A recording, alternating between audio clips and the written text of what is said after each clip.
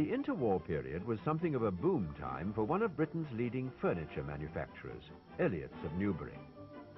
At one time, the town's biggest employer of labour, Elliott's earned a fine reputation as joinery experts. They produced traditional handcrafted fittings and furniture for churches, law courts, banks and museums, even the Royal Palace of Siam.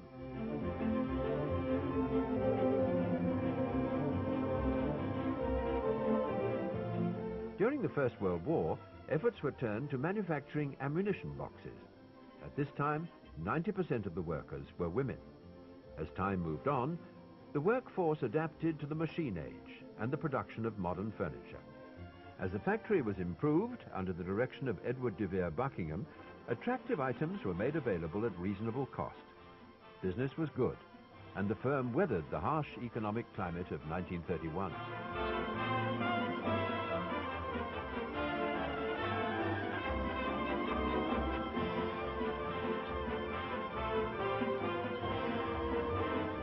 By 1937, around the time of these pictures, the factory had expanded and output increased by a third in a single year.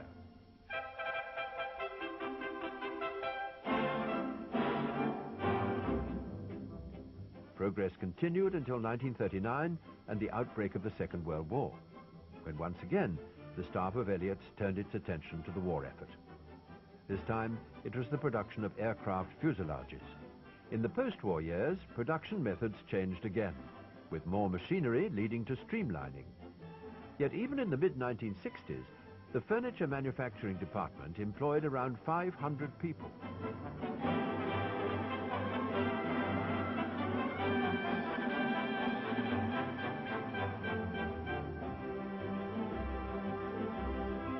Vast stacks of timber were stocked on the 25-acre site, with a nearby manor house serving as showrooms for the firm's retail business.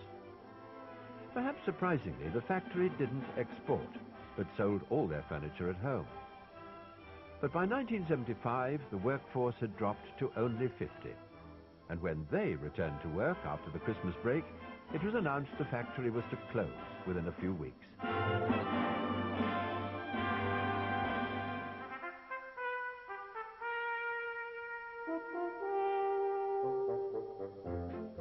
But it isn't merely for furniture making that Elliott's is remembered. Having gained new skills during the war, some craftsmen were given the task of producing the Eon glider, the name of which derived from the firm's initials. 3 glider designs were successfully prototyped and manufactured, earning the company recognition worldwide.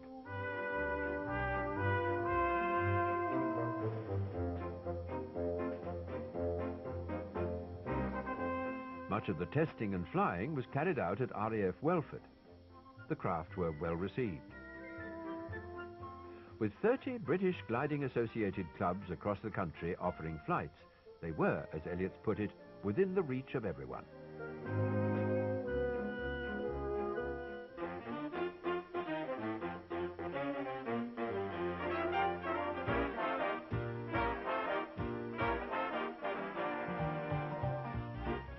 Meanwhile, at Winchester in 1949, the staff of Winton Laundry were hard at work serving the public.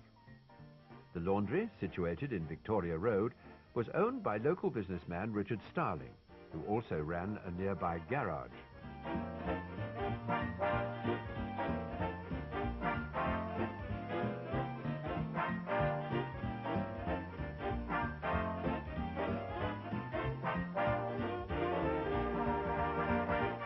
Unlike most films depicting the workplace, the purpose of this one was not an exercise in training or promotion, but made purely to record Mr. Starling's venture.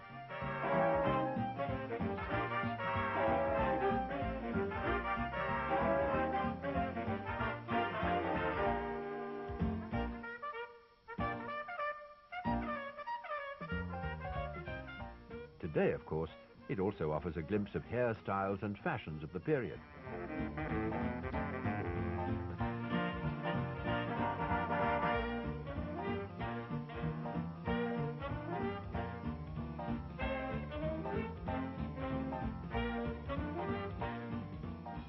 The cameraman and producer was Stanley Richardson, a fellow businessman and former pharmacist who had a passion for photography and filmmaking.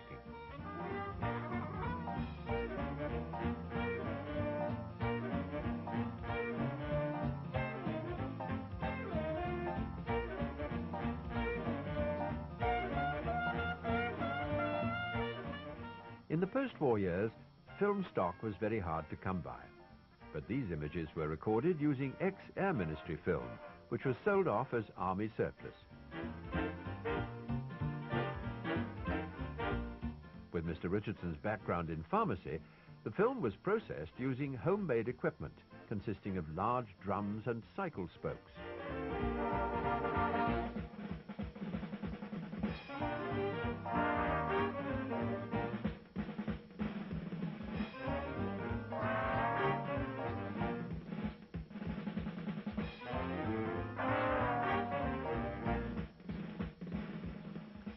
The laundry remained in service, collecting and delivering orders in and around the Winchester area until the latter part of the 1950s.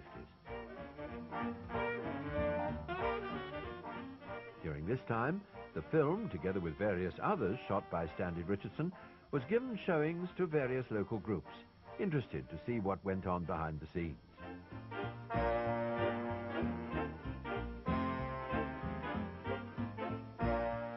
We end our look back at employment in the past a few miles further north, with manufacturing and servicing on a very large scale. 2 years after the number 1 vehicle was built, the Thornycroft Steam Wagon Company, as it was then known, moved to Basingstoke. And from this small collection of buildings, the works has grown until it now covers more than a third of a site of 60 acres. Fully equipped with costly and highly specialized machine tools and an expert designing staff, it aims to produce its own parts wherever possible, thus giving the vehicles the individuality for which they are noted. During the Second World War, about 1,000 tons of materials a month entered the works, and a similar quantity will be needed to keep pace with post-war production plans. All of this must be vetted by the laboratories and inspection staff, who are armed with the most modern equipment and precision instruments, amongst which is an X-ray apparatus, with which few works are equipped, to detect flaws in castings and the like. Manufacture is on the flow principle, in which the chassis assembly line is fed from the machine lines and sub-assembly sections, and at every stage careful inspection ensures that the high quality is maintained.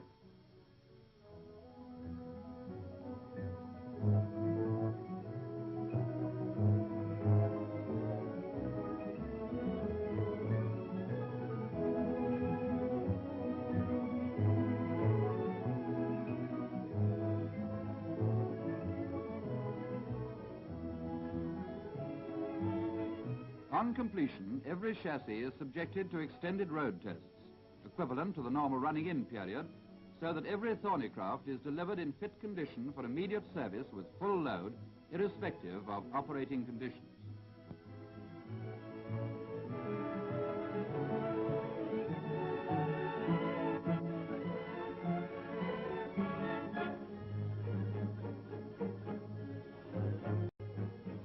The prosperity of Basingstoke is bound up with that of the works, and the men and women of this thriving town are proud of the productions which their efforts have helped to create, especially the gigantic output of munitions during wartime.